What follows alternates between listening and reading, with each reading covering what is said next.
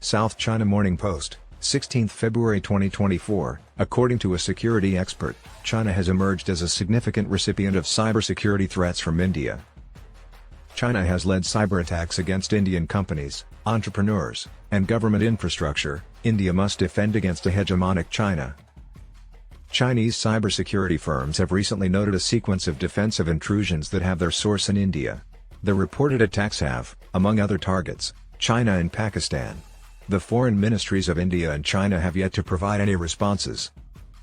A cybersecurity organization in China intercepted a cyberattack on the assaulting Chinese military in December, which was thought to have been orchestrated by a group of Indian hackers. The attack exhibited notable parallels with prior attacks concerning its intended recipients and execution strategies, thereby implying the participation of a single group.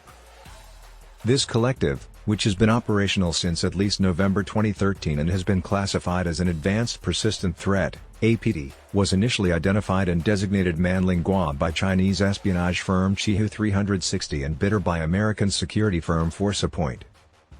Since then, the growing visibility of Bitter's operations has illuminated its political defensive intentions, given that it concentrates on government agencies, the military, and the nuclear sectors and primarily targets Pakistan and China. Cybersecurity analysts suspect that the group originates in India, possibly with the assistance of the government, based on linguistic patterns and IP address locations discovered in the attacks. Furthermore, Bitter is hypothesized to be affiliated with several other purportedly Indian organizations, such as Patchwork, Sidewinder, and Do Not. Experts in the field point out that a significant number of attacks originate from South Asian countries, contrary to popular belief that the United States is the primary source of cyber threats against China, said a Beijing-based security expert involved in the investigation of the attacks, who requested anonymity due to the sensitivity of the matter. The relationship between the two most populous countries globally, China and India, is adversarial. Border disputes and ongoing conflicts currently characterize the region. Conversely, it is also witnessing an increase in bilateral trade. China's foreign ministry has consistently maintained a muted public condemnation amidst the cyber offensives.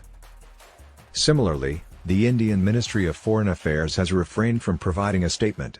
However, Indian media has on certain occasions condemned Chinese cyber intrusions, including Outlook India's December 2022 report, which claimed Chinese hackers targeted power grid infrastructure and medical research institutes in India. Bitter utilizes two principal attack methodologies: watering hole attacks and spear phishing. Phishing spears consist of emailing bait documents or links to targeted individuals, which, upon opening, execute Trojans capable of downloading malicious modules, stealing information, and granting the assailants further instructions. To compromise legitimate websites to host malicious files, waterhole attacks either construct illegitimate websites that lure victims in or target them with content that piques their interest, such as shared forum software tools. While lacking in technical sophistication, Bitter's diverse and tailored strategies for specific objectives have demonstrated efficacy. People continue to be duped annually, much like telecommunications fraud, even though many methods are straightforward, said the unidentified expert. Although Bitter's operations, which are primarily oriented toward intelligence gathering, may not initially seem destructive, they have the potential to result in substantial violations of information that have incalculable repercussions. As per the revelations of cybersecurity firms such as Enhang, Qianxin, Intezer, and SecuInfra, Bitter was the direct cause of 7 attacks in 2022 and 8 in 2023 that targeted China, Pakistan, Bangladesh, and Mongolia. From impersonating the embassy of Kyrgyzstan to sending emails to the Chinese nuclear industry, these attacks took on a wide range of forms.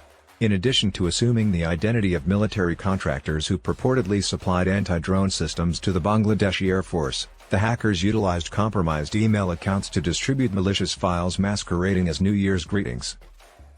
Considering the wide-ranging impact of these attacks, it is probable that similar occurrences persist in the background, the expert explained.